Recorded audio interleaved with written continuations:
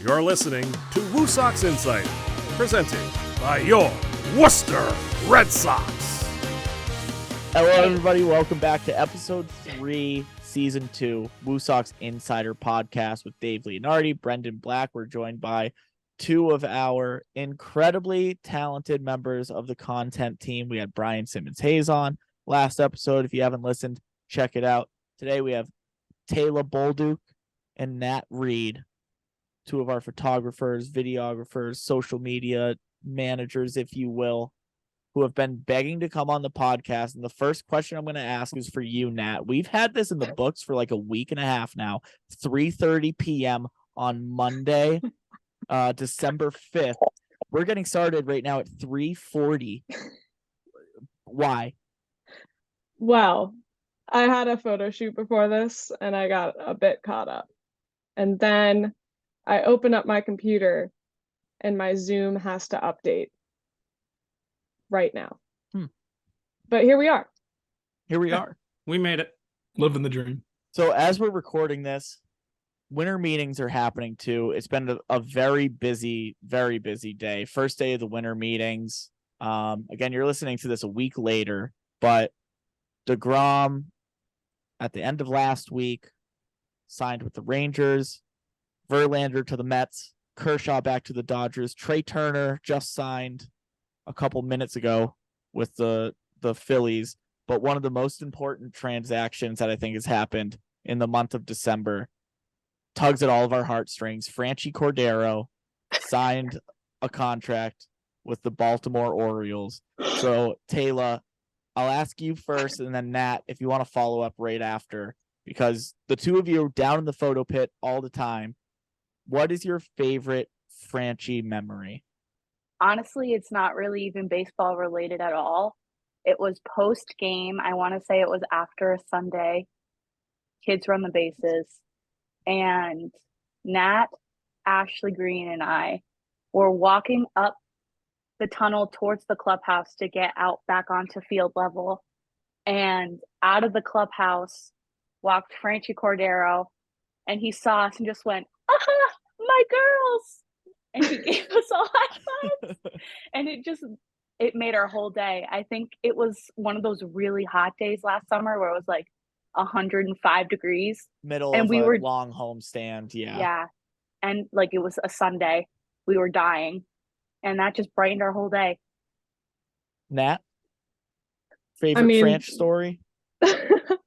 That is also one of my favorites, but towards the end of the season, I'm walking past the dugout. I've got the two Sony cameras on the harness, and Franchy's standing like right by the edge of the dugout where the guys run in and out, and we're in between innings, and he just looks at me and he goes, holds up his fingers, makes a little camera signal, and I just went, no hesitation. I'm like, here you go. Hand him my camera. And he takes a photo of a couple of the guys. I think it was Brian Keller, Abe Almonte, and maybe Johan. And it was just the funniest moment. And we have a video of that too, I think. I think so. And it was funny. Someone else who was at the game tweeted it out as well. Just tweeted like, just saw Franchy grab Nat's camera. And it was just a really funny moment. Like, of course I trust you with this camera. Like, no hesitation. Here it is. And we had a couple photos we were able to post, throw up on the socials, that Franchy took himself. So. No, Nat, you went and hand delivered Franchy a Franchy Cordero bobblehead, right? Or was it another one of the bobbleheads? Great point. That's also a great Franchy memory. It was when he got called up to Boston. We had Rich Gedman bobblehead night, and he swiped up on the WooSox story and DM'd us and said, "Where's mine?" And so obviously I'm like, I think I texted TQ and Dylan like right away, and I was like, guys, can we get a bobblehead for Franchy? And they're like, absolutely. And I happened to be going to the game at Fenway that week. So I grabbed the bobblehead and I go to Fenway, had some help getting it in by former WooSox events manager Katie Oliver, who now works at Fenway. And she brought it down from her desk so I could give it to him at the end of the game. And it was so funny. He was really excited to have it, and I gave him the box, and he just kind of looked at it for a couple minutes and read the side. That was also a really great Franchi memory. He's such a genuine guy, just so down to earth, and he understands like being an older, minor league player and who's had experience in the big leagues. I think he, really appreciated Polar Park and really appreciated just like the professionalism of the Worcester Red Sox and all of that. He was there was one time where I was just walking down the hall, and I think I was behind I think I might have been behind either, it was someone on the content team, but Franchi calls him out. He's like, "Hey, how you doing?" And like, I come around the corner right after him. He hasn't seen like any of me all season. And he's like walking back into the clubhouse, and like, he sees me really quickly and then goes in and then pops his head back out and he goes, "How you doing?" I was like, "Good, thank you." That sounds like Franchi. He was great with everybody. He was that like friendly face. Truly, I think the light of all of our lives for the last 2 years was Franchi Cordero. On the field, electric. It twice has a home run ball traveled over the batter's eye in center field in 2 seasons at Polar Park, and twice was it off the bat of Franchi Cordero, which I said the first time it happened because it happened the same game Johan Mieses hit a train. Later that night, Franchi hit one over the batter's eye.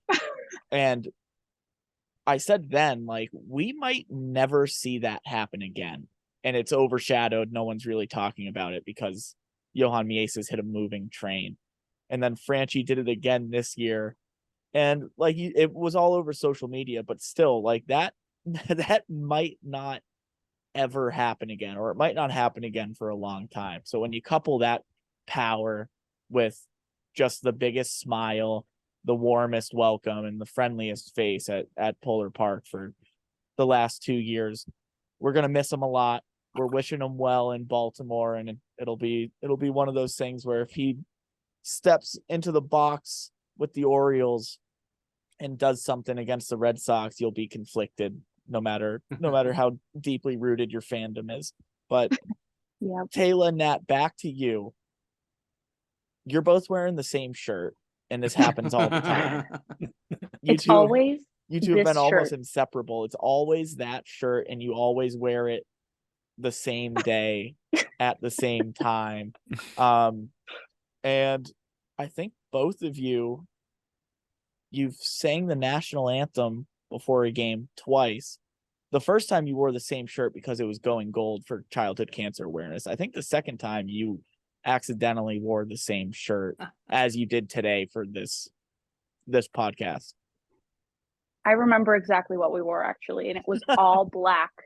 And it was it was a really, really hot day, because I remember I think we played Syracuse, and the Syracuse radio broadcasters complimented us very nicely at the end of the game when we were in the press box, and they were like, "Why are you wearing black on the hottest day of the year?" And my simple response was, "You can't see the sweat stains." That's a savvy move. Yeah, we're playing chess, not checkers. Love it. So being, photographers for the team, and you guys working so close next to the home dugout, you guys have obviously been able to build some pretty cool relationships with, just fans and players. Can you tell the people if they didn't catch it on the socials about your guys' relationship with Noah Sanchez and how great he was to have around at the park? That's where I was hoping you were going, Dave. Nice. Noah. Go ahead. No, take it away. I mean, one of our favorite memories of Noah, we have a lot. And So if just real quick, if everyone doesn't know, this is Yolmer Sanchez's son, Noah Sanchez. He's probably what, like 9, 10 years 7. old? 7. 7? Yeah. 7. He acts a lot older, but go on. Oh, maybe he's 8 now. I don't know. Yeah. That's how time works. If I don't tell the same story Tayla's thinking of, there's another one that Tayla can tell. So this will work great. But it was, again, one of those really hot days.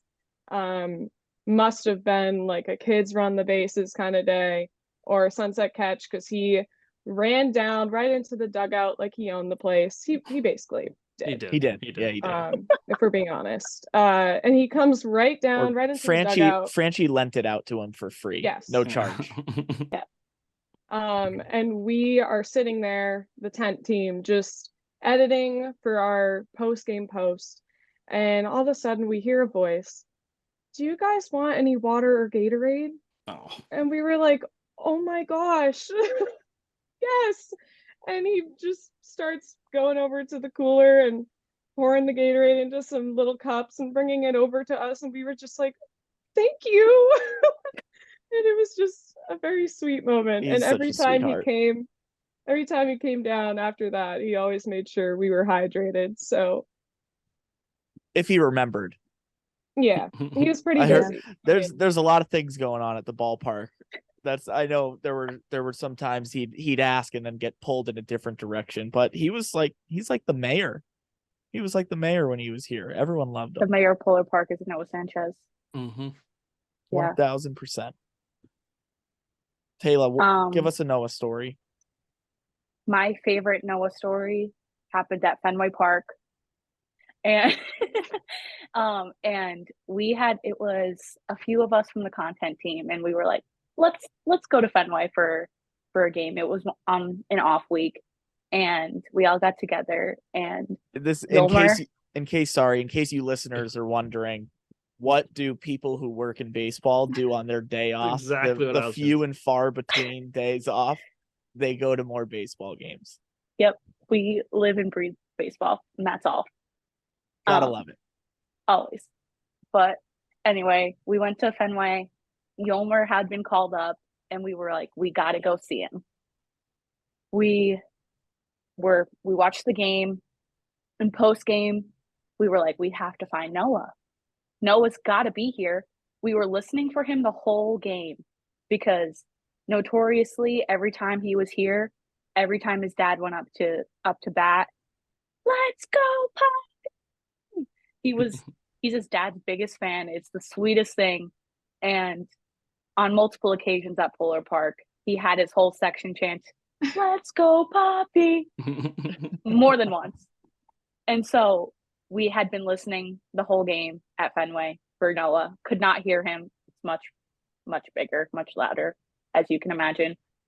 And we had exited the ballpark after the game, and we were like, don't think we're going to see Noah. Don't think we're going to see Yolmer. And we were walking to the corner to get into an Uber. And out of the corner of my eye, I saw Noah running out of Fenway Park. And I was like, guys, he's back. And we were like, no. And he jumped out of his car. Like, we have it on video. He jumped out of his car. His mom ran over, gave us kisses on the cheek. Noah gave us huge hugs, and we chatted with him. And he had no idea that the WooSox still played without his dad. And that is one of my that's one of my favorite quotes. He said, when are you guys coming back? Like, am I going to see you tomorrow? And we were like, no, we have to go back to work. And he said, the WooSox still play without my dad? That is amazing. And that's got to be my favorite Noah story.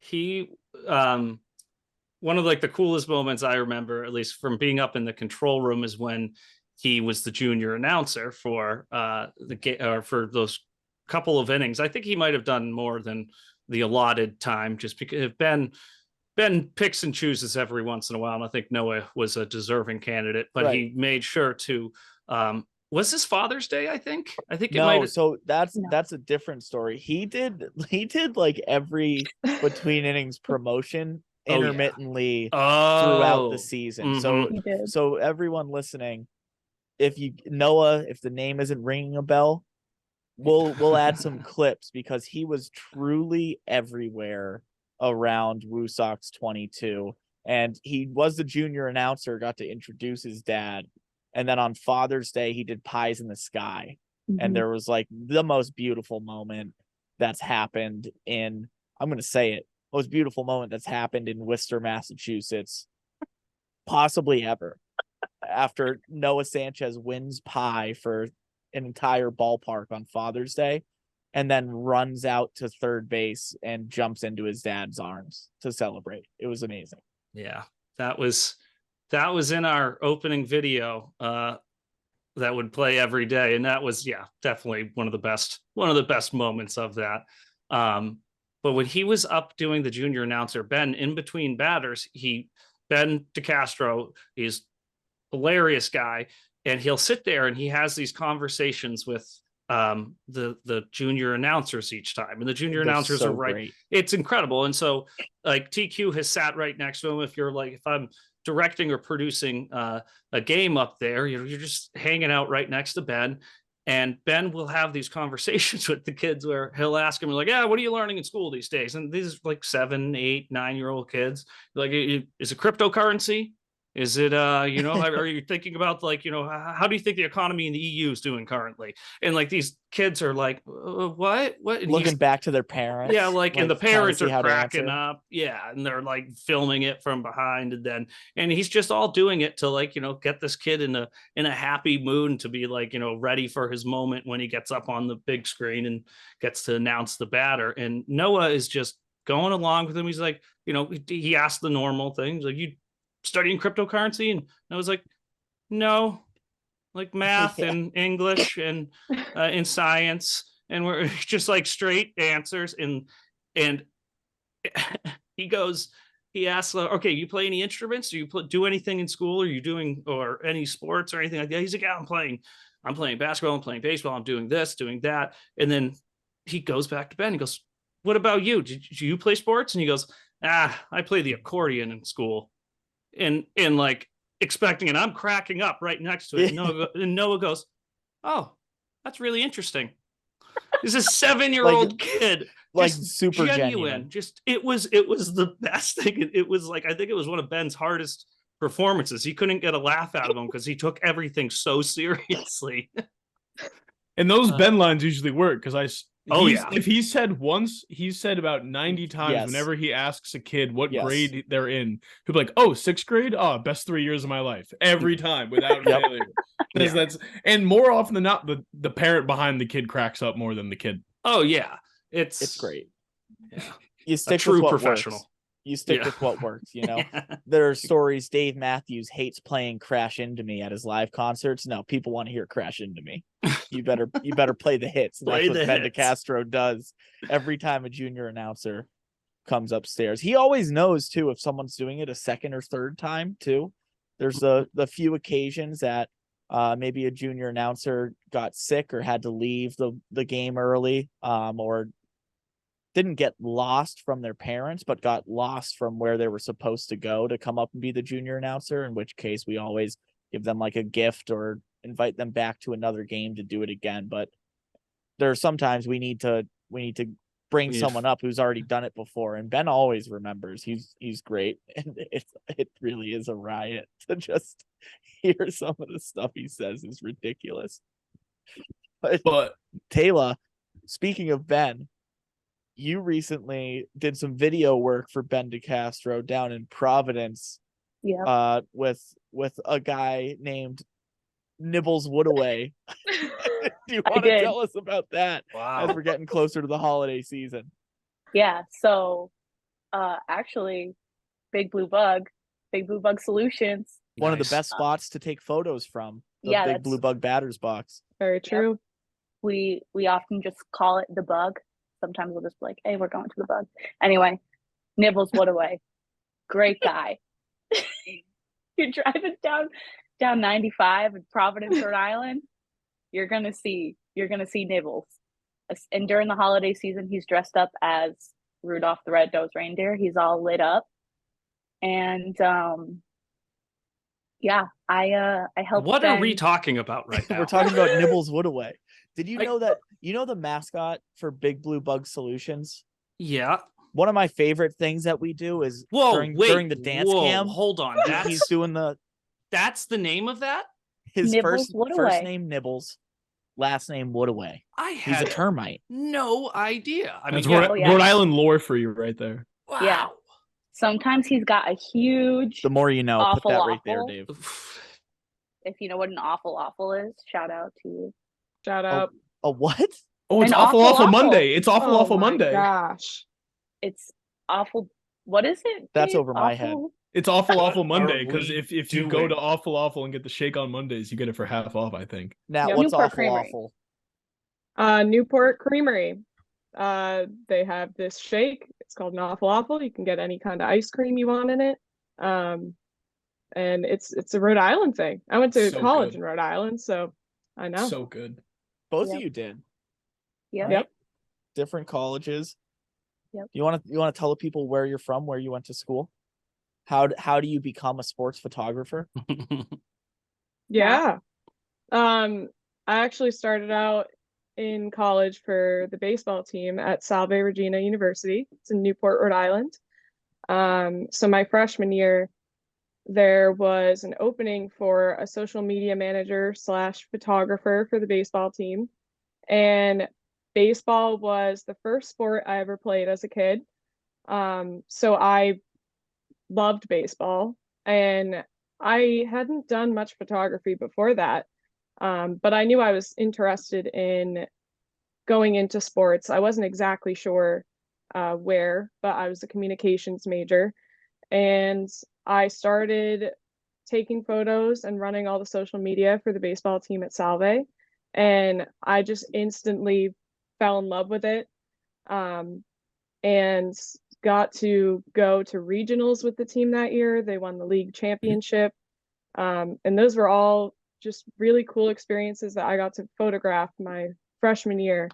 And a bunch of years on after that, because Salve was just consistently a really great baseball team. So I got to photograph a lot of really important moments for the team. So that's how I started. And Tayla, part of your journey is you got a little bit of the short end of the stick come COVID, but tell the listeners how you got here.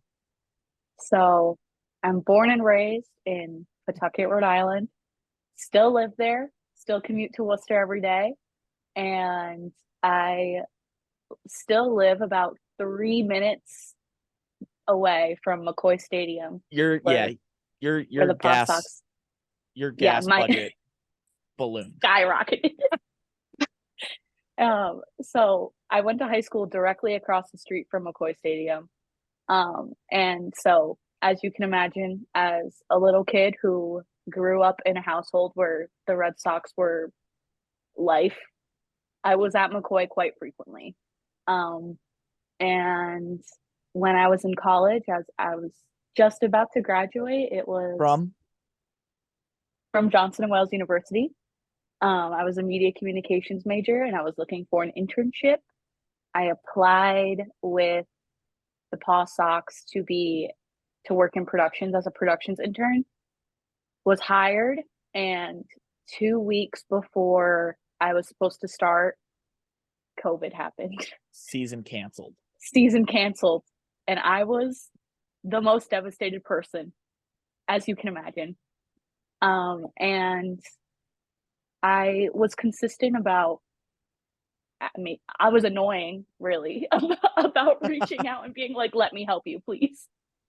And so I came to Worcester, and here I am. Here you are. Here I am. So full disclosure, I asked these two yesterday to think of a couple of things. The first being, I want to know each one of yours favorite WooSox photo that you've taken. Are you holding up? No, your you hand? said this first. This is first. Okay. Okay. I just wanted to make I guess sure. I was doing it for anybody who's watching, but yeah, not just really for listening. a visual people out there. In case someone was watching, but like looking around and Yeah. doing something else, they're like, what number? Incredible. So, so the first is your favorite WooSox photo that you've ever taken. 2 is your favorite non-WooSox photo.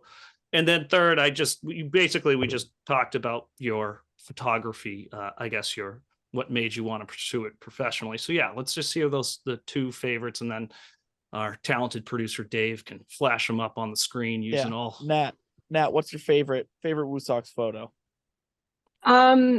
Really hard to pick, but I think I'm gonna go with this photo I took of Caleb Ort. He, for those who, well, a lot of the listeners probably know, but he was an incredible closer for us. And when he's running out from the bullpen, our wonderful productions crew flashes all the lights and puts on a fiery WooSox logo on the video board, and it's just this intense song is playing, and it's just a really cool moment. And I stopped. I was on my way to the photo pit from the door near home plate, and I stopped and got a photo of him running to the mound, and his head was perfectly positioned in the O of WooSox. And it was just this fiery, dark, really cool photo. And I didn't initially know that it was that cool right off the bat. Usually when I take something really cool, I'm like, guys, look what I just got. But I don't think I knew it until I went back and edited it. And I'm pretty sure I texted it to Tayla and Ashley. And I'm just like, guys, is this cool? And they were like, Nat, yes. And I messed with it a little more, cropped it, ended up posting it just on its own on my Instagram because I thought it was so cool. And I think it's also a cool story too, because I didn't initially think that it was the coolest photo I've ever taken. But looking back on it, getting a lot of feedback from other photographers on it as well, it was definitely my favorite photo that I took. Quick Caleb Ort story about that kind of entrance song and graphics. That song, 100 Black Coffins, Rick Ross, it's the radio edit of a song from Django Unchained in 2019 in Pawtucket. It was actually Travis Lakin's his pick for his walkout song.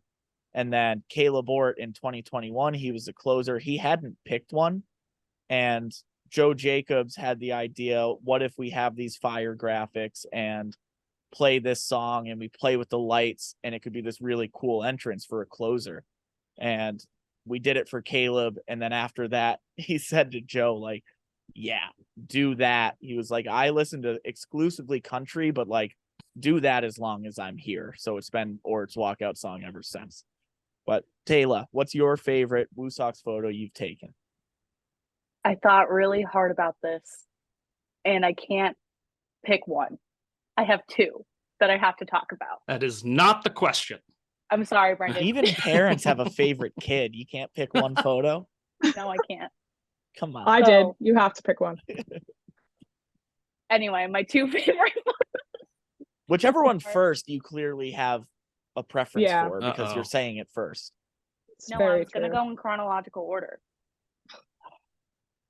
I didn't think of that. Smart. Yeah. Yeah. Okay, so the first one happened on opening day, and the sun, it was like a 3:00 start, and the sun was coming straight into the photo pit. I was completely blinded, shooting blind.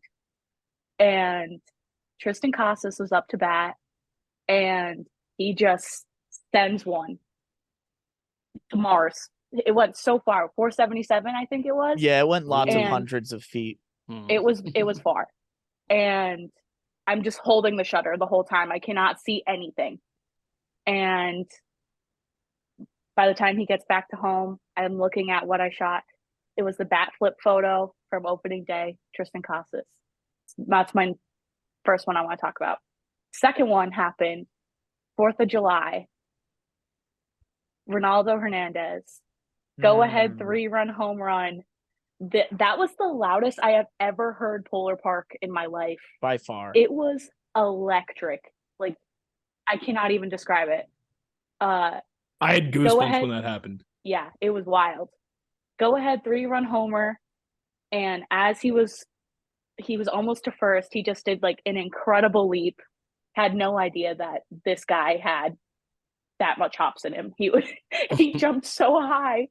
And yeah, I knew that was going to be a really important photo going down the road. And it's one of my favorites. And it's on my opening page in my portfolio. All right, Nat, what is your favorite non-WooSox photo that you've taken? I feel like it's going to go to college. Is it with Salve? I obviously, with a lot of experience with Salve and also with the Cape League, I've taken a lot of baseball photos, but my skills have improved so much since working for the WooSox. So instead of picking an older photo, I'm going to go with a newer one because I'm just a lot better now. Crazy how that happens. Yeah, right. I mean, just getting better at things. But so I'm also taking photos this winter for the Worcester Railers down the road. And I grew up a hockey player. I still play. And so I've really enjoyed taking hockey photos so far. And one thing that hockey and baseball, I guess, both do really well is some sellies after a big moment. Hockey, it's big goal. And this was my third game with the Railers. It was their cancer awareness night. And so they had these really cool detailed purple jerseys. And it was a big moment, home game, packed arena. And one of our players scored a goal and just turned right towards me for the celly. One knee, epic celly. All the guys are coming in around him. And I just got the perfect photo of it. And I have a group chat with a couple of them so they can take my photos and post them on the social. And I just immediately sent that one. And I was like, guys, this is so cool. And they were like, we need that right now. So I ran back to the press room, edited it really quick, and they threw it right up on the social. So it was a really cool photo. That's my favorite so far this off season. So Okay. In September, I took a trip to Northern California to visit one of my really good friends. And we did some touristy things, and I had to make sure to go to Muir Woods to check out the redwoods because, I mean, they're incredible. Yeah. And so we did a little hike through Muir Woods, and those are probably my favorite non-WooSox, non-baseball kind of related photos. And shout out to our incredible graphic designer, Courtney Cowsill, because those photos are hanging up in her home. And you want to talk about support local artists. Courtney insisted on paying for prints of these photos that Tayla took. Yep. So it's really cool that they're hanging out in her house. She told me that her daughter Claire was really into them too. She said, I love our new art, Mom. And I was like, that's really sweet. This is like episode number 6. We give great shout outs to Courtney when we're interviewing other people. It's not enough. Just keep talking about Courtney's excellence. Yeah, she is the GOAT. Yeah, Courtney's the best. Easily. It's not enough. We just had our our inaugural WooSox Foundation honors the weekend before we're recording this. So 2 weekends ago on December 3rd, we had it, and Courtney made so much content for it. Her and Brian did an 80-something page community report that's beautiful, details all the work the WooSox Foundation has done around the Worcester area from 2018 when the announcement was made the team was moving all the way through the end of 2021. So it hasn't even touched on this year, and it's 80 plus pages. And The event, which Nat, Tayla, both of you were at as well, taking photos, just looked beautiful. The event staff, the operations team did an incredible job, but Courtney was working tirelessly for weeks to make it as great as it looked, and it did. This past season, you guys obviously being very close to the field has its positives and negatives. Can you guys talk about how the ball seemed to find the photo pit when it came off the bat a lot this past season? Oh, Great yeah. question. We're magnets. Yeah. We're foul ball magnets over there. I'm pretty sure every one of us got hit. Everyone on the content team, at least once. Tayla and I got hit together. On By Connor Wong. Yep, Connor Wong.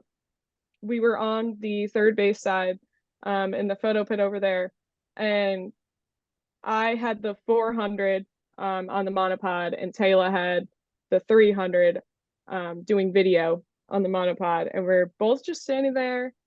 Foul ball coming our way, like, obviously pretty fast. And I'm thinking to myself, this is going to hit me.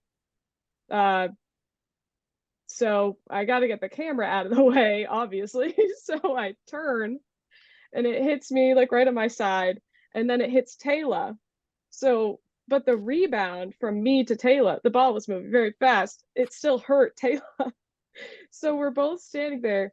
All the players in the Rail Riders dugout just turn and look at us. And they're like, "Are you okay?" And we were like, "Oh, yeah. Like, it happens all the time. Like, all the time." But cameras were good. I still have the clip from it because I was rolling. Yeah. It's one of my favorites. I'm just going, "Oh my god, that just hit me!" And you can hear Nat telling the visitors dugout, "We're fine, we're good, we're all right." Like, And you can watch that clip no big here. deal.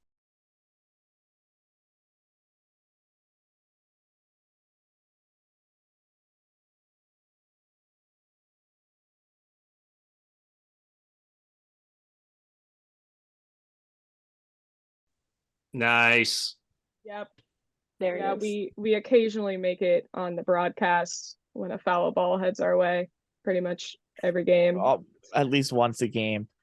None Yeah. scarier though than Eddie Monaghan, videographer extraordinaire, looked like he got smoked by a ball that was going like at least 110 off the bat, and luckily just hit the camera lens, so Eddie didn't get hit at all. And even an even bigger stroke of luck, only dented the frame of the lens, like the glass itself didn't even break at all. No damage. No damage other than a dent in the casing. Yeah. So Talk lucky. about lucky. Yeah. So lucky. That's we have to have a clip of that somewhere. But ball gets lined into the home dugout, hits the camera Eddie is holding and looking out the viewfinder. It's in the episode Eddie came on when he walked in. That's right. That's right. I don't watch the episodes. I think Ashley got a picture of the moment as well. Not the ball hitting the lens, but she took a picture after, and a bunch of the players walked over and they were just like looking at the camera and making sure Eddie was okay. And he's like, "Oh yeah. Like, Eddie just pale as a ghost. Like, can't believe it just happened. Favorite part of the whole thing though, it bounces like 20 feet in the air, lands on the field, and Brian Bayo just walks out, grabs it, and then is just looking for like a fan to throw it to. Like, he had no idea it happened. No. Yeah. I think Nat's right though. I think we did all get hit. Ashley Green got the worst one though. She kind of went a little viral on Yeah, Twitter. she got posted by John Boy. Yeah, I saw that on John Boy. Yeah, that's right. Yeah. She had a bruise like this big, softball size. I mean, I guess baseball you size. Could see. Yeah, a huge bruise right on her ribs. She's lucky that it didn't cause any. Yeah, head on a ribs swivel. or anything. Those signs that are plastered up against the wall aren't just for the fans. No. Batted balls and bats. Yep. We'll enter the seats, enter the pit. What's the funniest thing anyone's ever said to you from the photo pit? One time I was walking the concourse with the 400, and 400 is a really big lens. It's a huge lens, 400 millimeters. And a fan, he was probably a college student, walked by and went, "Ma'am, excuse me, ma'am, can that thing see the stars?" Like he thought it was a telescope. That's great. That's the first time I've heard that. Yeah. Can it? I mean, sort of, I guess. Yeah. It's all right. It's tough when you're playing under like stadium lights. You can't really see Yeah. anything but the moon. Yeah, that's true. My first season, so the WooSox first season, I was on one of our RF cameras, which is just a wireless camera that can walk around the park with. I was walking around, and every single time someone sees you with a camera with a big lens, you're like, you have a headset, everyone is like looks to you being like, "Whoa, can you get me on TV? Can you get me on TV?" As if the cameraman controls that. It's like, no, I have a camera, runs the but show. yeah, obviously he has a headset on. And so we don't need to see this 3-2 pitch. Yeah. No, I mean, come on. And so I'm walking around, and I'm walking very deliberately to try to avoid everything. I have it so like I'm covering half my face with the camera, my headset on the other side, just trying to like just tunnel vision, get through this crowd. And there is a group of what I assume were college kids. I was, I'm at least 7 to 10 years older than these group of kids that I'm walking by. Come on, Dave. Shut up, Dave. Yeah. You'll get there. Yeah, it happens. You should pray you age as gracefully as Brendan is. Okay. So as I'm walking with the camera, this group is like these 3 girls are all screaming. They're like, "Hey, get us on camera, get us on camera." And I'm just like, I just not doing it. And I'm getting stuck behind people, and I can't do it anything. And I just look over to them and I go, "I can't do that." Like, whatever. I keep walking, and the girl just goes, "Okay, camera boy." And I was like, you got demoted in that instant. In that moment, I hung my head, and I was like, "You're right. I'm a camera boy." That's the same energy as the Weather Boy video. There's no coming back from camera boy. Wouldn't you like to know, camera boy? Yeah, I think I just I turned around, put the camera down, and I was like, "I'm leaving. This is my day." That's you had to take your ball and go home. Yeah, and that's when everyone took Brendan off of a camera, and now he's in the control room. Yeah, I lost confidence out there. That's what happened. Got the yips. Couldn't do it anymore. All right, I think that's all the time we have this week. Matt, Tayla, thank you so much for jumping on the pod. It's been a long time coming. Thank you for all the hard work, the long days, the long nights, the hours and hours of editing, just for the beautiful moments that were in WooSox 21 and 22. So thank you. Thanks for having us. We have been so excited for this moment. We'll have to do some updates during the 2023 season, so we can get some more of the stories from down in the pit. Absolutely. Awesome. See you next time. Yeah.